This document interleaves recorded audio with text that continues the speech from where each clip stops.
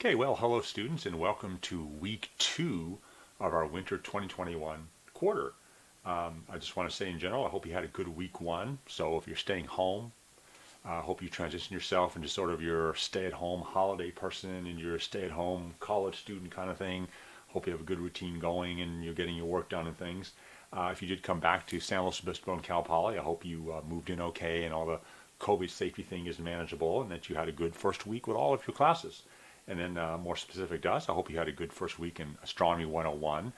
In particular, I hope you found all the sort of activities manageable. So what are we doing? We're watching videos, and those are our lectures, and you're checking into those videos with your app, your phone.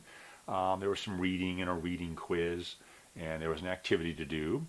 And I hope that all that was manageable to you, because all we're sort of going to do now as we go into week 2 is just take that structure and just translate it into week 2. So all the same deadlines.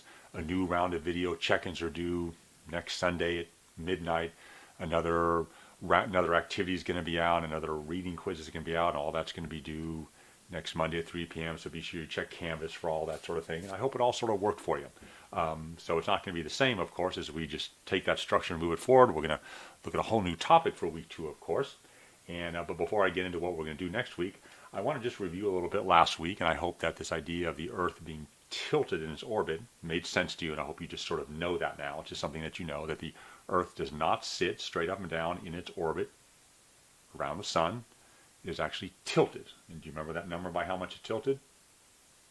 23.5, right.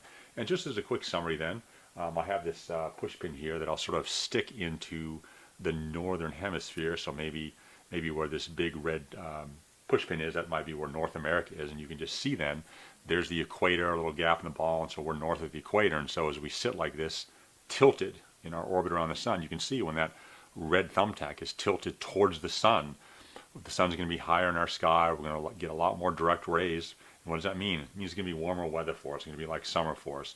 Versus if we go all the way down over here, the other side, where we get tilted away from the sun, it's just going to be cooler for us.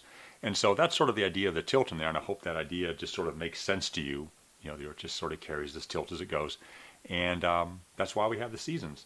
And also, on that sunset selfie, the reason why I had you taking that picture is because I don't know how literally you always interpret the term, it sets in the west. Things rise in the east and set in the west. So what you clearly saw was that the sun sort of sets in the west-ish, but it wasn't exactly in the west. In fact, now it's sort of setting in the southwest, isn't it? And why is it sitting in the southwest? Well, you get another nice review of last week is if you think of it, well, what happened on December 22nd, just really not that long ago?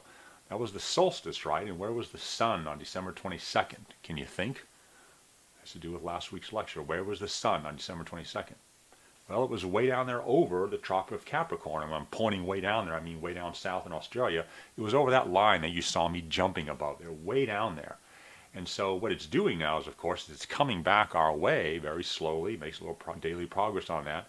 But because the sun is so far south, of course, it's going to sort of set in the west, but a little southish right now because it's so far down there. It's still over Australia right now. So there's where your southwest comes from. So anyway, again, I hope you know, I don't know how literally you ever interpret it. It sets in the west, but you can see that the sun doesn't always set exactly in the west, but it does 2 days of the year on the equinoxes. I hope you got that out last week's lecture too. Okay, so this week, what are we doing?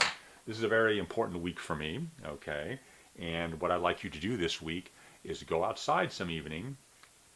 And well, this is what the activity is about. Go outside sometime this evening, see if you can orient yourself and start to learn how to navigate in the night sky.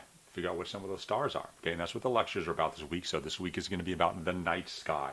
What is it about those little white dots you see when you go looking up at the sky at night? And this is sort of where we're always going to start. Now, I don't know if you remember or heard of this shape before. Anyone? Yeah, I know we can't talk. Too bad. This shape, of course, is the Big Dipper. Some of you may know this. You can just sort of see that here's the handle right here.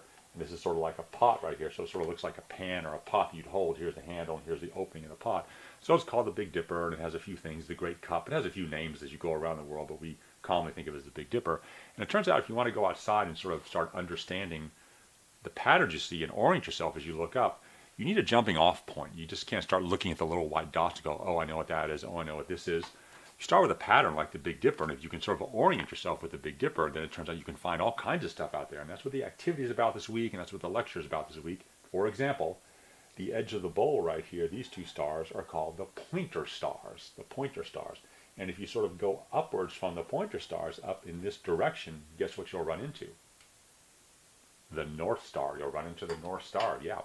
The problem with the Big Dipper, though, is it doesn't always look like this, depending on what time of year you go out and look at it. Sometimes it might look like this, or sometimes it might look like this. Sometimes it might look like that. So it can be oriented sort of in any old direction around a circle, and that can make it a little challenging to find. So this nice, properly oriented bowl isn't always what you first start looking for when you go looking for the Big Dipper. And that's part of the challenge. And like right now in these winter months, it does not look like this. And so you'll have to go find it.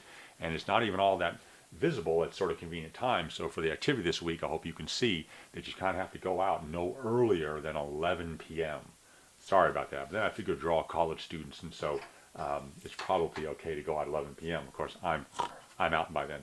But anyway, it's just that with astronomy stuff, it's just not up to us anymore. If you want to go do something with the sky, it's up to the sky, up to the weather, not our sleep schedules or when we like to be inside. You don't have to go anywhere to go observe these things. Just right outside your front door is fine. You don't have to go on a hike. You don't have to go to the beach. You don't have to go to the desert. You do it right outside your front door. So this week's lesson is about the night sky. What happens when you look up, and can you start to familiarize yourself with the night sky?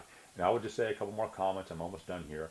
This is my chance to help turn you into a better camper too. Why camping? Well, what are you doing when you're camping? You're outside, usually at night.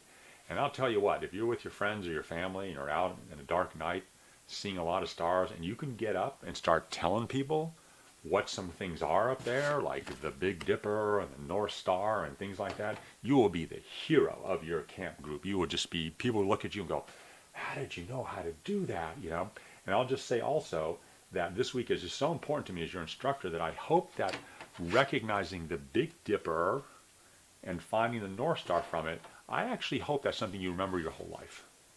I just hope that 5 years from now, 10 years from now, 30 years from now, 50 years from now, you can go outside and look up, understand the Big Dipper and any of its orientations it might be in, find the Big Dipper, and also find the North Star. That would just be awesome. I just think that would be awesome. And it's very important to me that at least we open up that possibility that you'll just take that one thing from, say, this class and have it with you the rest of your life. That would just be awesome. Okay? So I'm going to try to turn you into a better camper and give you sort of a lifetime skill that you can always sort of yank out and use when you're outside. And also, I'll just close here then by saying that it looks like Slack is working okay. You wouldn't believe it, but on our Slack site for our class, 2,000 messages were exchanged last week alone. Now, it wasn't all with me. I probably did a couple hundred or something like that, but I hope you all are communicating with each other. And in particular, I'll just remind you again, get on Slack and communicate me with about whatever you want. I'm ready to type in back and help you out. I did it countless times last week. I'm ready for next week. And so I always feel like, it's important to me that you always feel like you can contact your professor about anything you have, anything going on, a question, comment, your confusion, whatever. Just let me know on Slack. And also, if you're not on Slack, please sign up. It's a very lively class at the moment. You get on there and see what we're all talking about.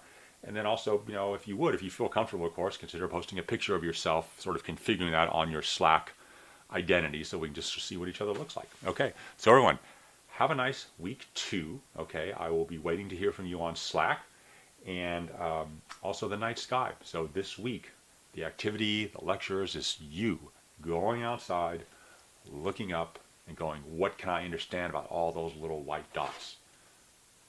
And we'll start with the Big Dipper. Okay.